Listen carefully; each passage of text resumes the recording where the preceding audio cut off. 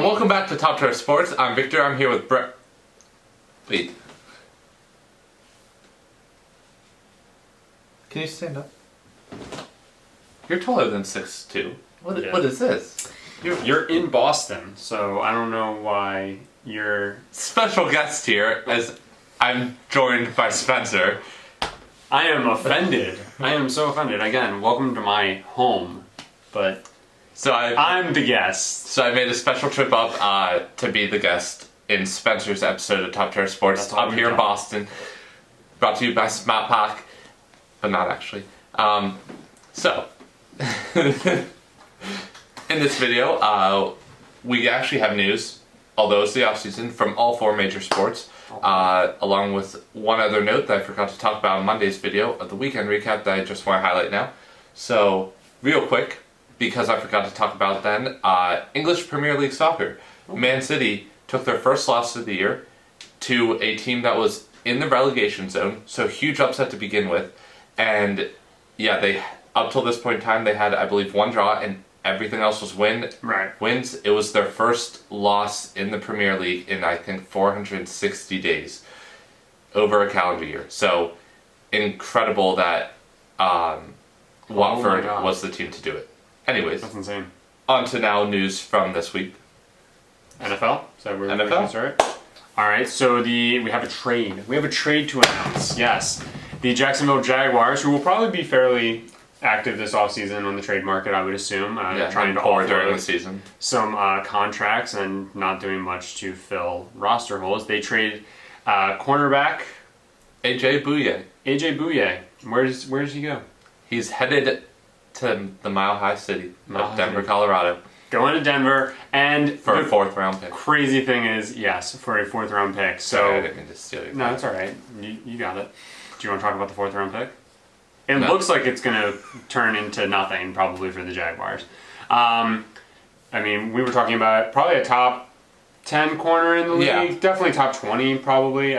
Super talented, but kind of an ugly contract. Put him at probably the best you could argue is maybe 5 to like 7, and then easily like a top 15. Yeah, I mean, a super talented corner. This works out really well for the Broncos because they're losing Chris Harris. Right. So he kind of fills that hole. Not necessarily that the Broncos are going to be competing, but they also only give up a 4th round pick. So I mean, I like the move for them. I mean, pretty much an A+ trade for them. I mean, they bought extremely low on this guy. As for the Jags, I don't get it. I mean, it's a salary dump. It already seems like the Jags have just given up on the team they had 3 years ago. Yeah. When they went like 12-4 and lost in the AFC Championship. Like, to some extent, I get you have to do certain moves, like Ramsey, but now you've given up Ramsey and Bouye, and you're overpaying Nick Foles, and your team's trash in a trash situation. If they are able to offload Foles and they're able to franchise tag and trade, or trade and then have him sign the franchise tag elsewhere, Njoku, then maybe this trade looks a little bit better. But up front, if nothing else comes of those two, and depending on what they get back for those two, it's not a good trade. At all. What do you want to jump to next? It's a choice. On to the NHL next, because I will take you away from here. Multiple 5-point nights in the NHL this week, which is just absolutely insane. The most recent one happening Thursday night, where Mika Zibanejad of the New York Rangers had a 5-goal night, not just 5 points, 5-goal night, and his team only won 6-5 in overtime versus the Washington Capitals. How do you get 5 goals? Talk about carrying your team. What's that called? I don't know. It's a 5-goal night. It's impressive as hell is what it is. Yeah. Yeah. Other 5-point nights. On Monday, we watched the Oilers go off where Leon Draisaitl, who is the leading point scorer in the league right now, at now 108 points, I believe it is, had a 4-goal night with 1 assist in their 8-3 win over the Predators, while his partner in crime, Connor McDavid, had 1 goal with 4 assists. So, literally matching each other. They are now the top 2 point scorers in the league, even with insane. McDavid being out 6 to 8 games this year, which is, if it ends this way, the first time that has happened in the NHL since Mario Lemieux and Jaromir Jagr in the 90s, that both top 2 point leaders are on the same team. So yeah, That's crazy stuff happening. One other note is the Flyers have now, with their string of wins that have continued, and the Capitals kind of being on a losing streak, they're now tied for the division title. Wow. In the Rip Metro. the Penguins. Rip the Penguins. They're very close behind. But yes. All right, NBA?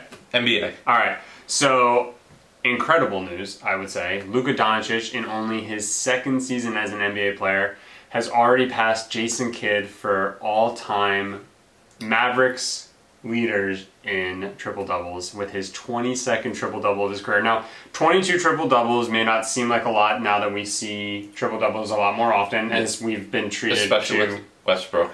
Russ. But regardless, Jason Kidd was known for being able to record triple-doubles back when he was playing. One of the best point guards of all time, and especially, the era that we got to kind of watch with basketball. So for Doncic to have already passed him, it truly shows how special and how talented he is. And then other news, I reported last weekly recap that Steph Curry was going to be back Sunday. It then got pushed off, and he made his debut. Finally, it was not the coronavirus. He finally made his debut last night, and I think, even though I'm not the biggest fan of the Warriors and I'm not the biggest fan of Steph, it does finally feel a little more right that we get one of the stars of the game back playing the game. We just need Durant, Thompson, a couple other guys who are out for the entire season. The old Warriors team. Championship Warriors team. Yeah. That does it for NBA. Do you want to take... Wrapping up with the MLB. Yeah. I will mention them and you can go more into detail how you like them. Perfect. So, 2 different signings happened. As the more well-known one, Christian Yelich of the Milwaukee Brewers, signed a contract for 7 years, $188 million. Whereas Moncada signed a 5-year, $70 million deal where there's a 6th-year option to take it to $90 million total, so $20 million option that 6th year. Yeah, so a lot of money here, obviously. Probably not enough money for Christian Yelich. A lot of people may think. No. I thought he would creep into the $30 million. He's an MVP candidate, probably yearly at this point. Great guy to have around. Yeah. Locker room atmosphere. Is willing to be in the NBA dunk contest. This man deserved more. Cute as hell. Brewers get a steal sexy here. Beast. Yeah, just absolutely. What a sexy guy. Brewers get a steal here, even though they're paying $188 million over the next 7 years. It's a contract that if things go wrong, they're going to be able to move for the most part and recoup value, unlike the Stanton trade that we saw in years past and the Betts trade because David Price was grouped in with that. It's a win for both parties, honestly, because even though Yelich isn't getting as much money, he's not putting himself in a bad situation by doing it, and he's still making a crap ton of money. Yeah. Now, Moncada with the White Sox, this is just showing that the White Sox are willing to commit to their young guys, and it also shows that they're in a win-now mode because they've spent, I think, north of $360 million this offseason. Now, not for just this upcoming year, but over the span of the contracts they've handed out. But that being said, that's a lot of money committed. That's a lot of money. That's money committed to young guys, though, in Jimenez and Moncada, guys that they're hoping can be the cornerstones of the franchise for years to come. I like both of these moves a lot by both of these teams, even though I'm obviously not a Brewers fan. I really like Christian Yelich, and they couldn't let him walk. I mean, so they did a great job locking him up and for great value on their part. Absolutely.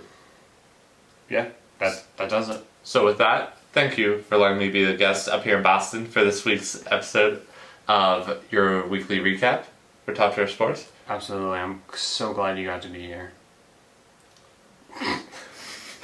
Make sure to like, comment, smash that subscribe button, follow us on Twitter as we are trying to be more active on that, and let us know if there's anything you want to see from us moving forward.